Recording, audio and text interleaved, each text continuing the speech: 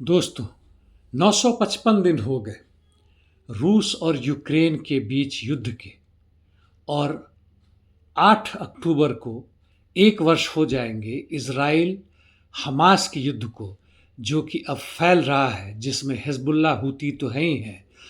ईरानी प्रवेश भी ऐसा लगता है कि लगभग तय ही है, खासकर जबकि ईरान के रिलीजियस सुप्रीमो अयतुल्ला खामेनेई के भाषण के बाद जहां उन्होंने नारा दिया कि दुनिया के मुसलमानों एक हो। हालांकि यह स्पष्ट है कि यह संभव नहीं है, खासकर उन्हीं के क्षेत्र में, यानी अरब लीग में या मध्य पूर्व एशिया की बात करें, मुस्लिम देशों की बात करें, जहां अमेरिकी प्रवेश निश्चित है और उन्होंने सुनिश्चित किया है कि मात्र उन्हीं के पक्ष में ये मुस्लिम देश के सरकार नहीं है, बल्कि अमेरिकी सैनिक अड्डे भी हैं। संक्षिप्त में देखते हैं रूस यूक्रेन के बीच क्या हो रहा है। जहां तक दक्षिण यूक्रेन की बात है, यानी खार्सो एंड खार्किव क्षेत्र में कोई खास परिवर्तन नहीं हुए हैं पिछले कुछ दिनों से। पूर्व यूक्रेन में रूसी सैनिकों का दबाव और बढ़ाव लगातार जारी है।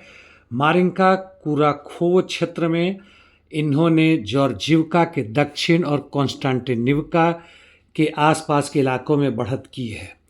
अब उगलेदार को अपने अधीन करने के बाद से यह बोगोयानेंका की तरफ बढ़ रहे हैं। दो साइड से, बाईं तरफ से उस पे निवका है और दक्षिण की तरफ से इज़माइलिवका है, और ओस्ट्रिवस्की भी एक जगह है, वहाँ भी आगे बढ़ रहे हैं, जो तकरीबन पोक्रोस्क फ्रंट में या सेक्टर में आता है। यहीं से हम औदिवका पोक्रोवस्क क्षेत्र में जाते हैं, जहाँ पे रशियन आर्मी ने कैटेरिनिवका, जिसमें वो 90% कब्जा कर चुके हैं, दक्षिण और पूर्व से अंदर प्रवेश कर रहे हैं, और सोलिदेव या सैलिदोव के उत्तर से भी ये आगे बढ़ रहे हैं। सुकुरीन, जिसके लिए काफ़ी समय से लड़ाई चल रही है, यूक्रेनियन आर्मी अब केवल पश्चिमी आउटस्कर्ट्स में ही बचे हुए हैं, और लड़ाई अब इज़माइलुफ्का के लिए भी चल रहा है। तोरेस्क, बाखमुत, चासिवयार और सिवेर्स्क में कोई खास परिवर्तन नहीं है।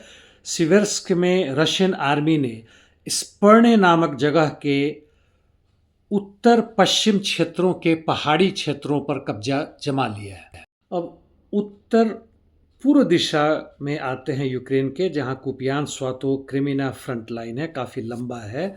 रूसी सैनिकों ने वहां पे कालिसनिकिवका में आगे बढ़त जारी की है, जो कि पिश्शा ने, यदि आपको याद होगा, इस क्षेत्र में काफ़ी पहले जबरदस्त घमासान लड़ाई हुई थी और रूसी सैनिकों ने इस पर कब्जा कर लिया था। और भी आगे बढ़े इससे, वह है दक्षिण पूर्व क्षेत्र में स्टालमाखिवका नामक जगह में।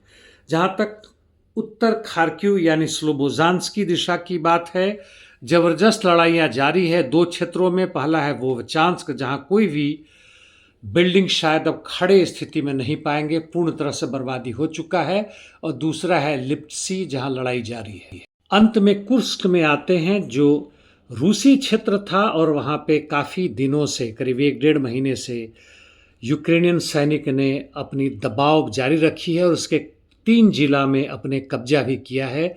यह सूमी से मिलता हुआ जगह है। ग्लुस्को डिस्ट्रिक्ट में रूसी सैनिकों ने बढ़त की है मेदवेजे क्षेत्र में। यहाँ उन्होंने तकरीबन सूमी फ्रंट के पास अपनी बढ़त कर ली है, और वेजिलो, जिसके लिए जबरदस्त लड़ाइयाँ जारी थी, यूक्रेन ने कुछ कैप्चर किया था, उसको वापस रूसी सैनिकों ने ले लिया है।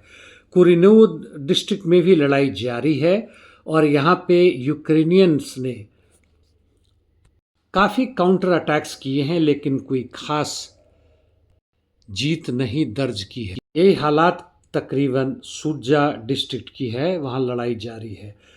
इंटरडिक्शन मिशन दोनों तरफ से बराबरी का लड़ाई जारी है। अब देखते हैं Palestine, Lebanon, Israel, middle east में क्या हो रहा है। तेहरान में जब कल एक भारी संख्या में 10 लाख से अधिक लोग अपने रिलीजियस सुप्रीम लीडर की बात सुन रहे थे, वहाँ पे एक एंटी एयर लेज़र वेपन देखा गया है। यह दूर दराज से लो लेवल के आते हुए यूएवी को भी पकड़ सकता है। इजराइल लेबनान में डिसीजन मेकिंग सेंटर्स पे अटैक कर रहा है, यानी हिजबुल्लाह के जो टॉप लीडर्स हैं उनको मारने की पूरी कोशिश जारी है। वैसे गाज़ा, वेस्ट बैंक में पूरी तरह से लड़ाइयाँ जारी है। तेल की कीमतों में भारी इजाफा पूरे विश्व भर में हुआ है, 10% से अधिक बढ़ गया है।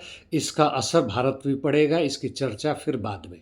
और इतना बता दूं कि दोनों युद्ध क्षेत्र यानी मध्य पूर्व एशिया और यूक्रेन रूस एक आपस में इनके तार मिल रहे हैं, और यह स्थिति हमें आगे बढ़ा रहा है तृतीय विश्व युद्ध का, जहां परमाणु हथियारों का भी इस्तेमाल हो सकता है। और इसी बीच में देख लें कि व्यापार के लिए, मुनाफे के लिए किस तरह से लड़ाइयाँ हो रही हैं। यूरोपियन यूनियन संभवतः 35% से अधिक टैरिफ लगाएगा चीनी इलेक्ट्रिकल व्हीकल्स के इंपोर्ट पर। इसके साथ मैं आज की बातें बंद करता हूँ, कल फिर मिलेंगे। धन्यवाद।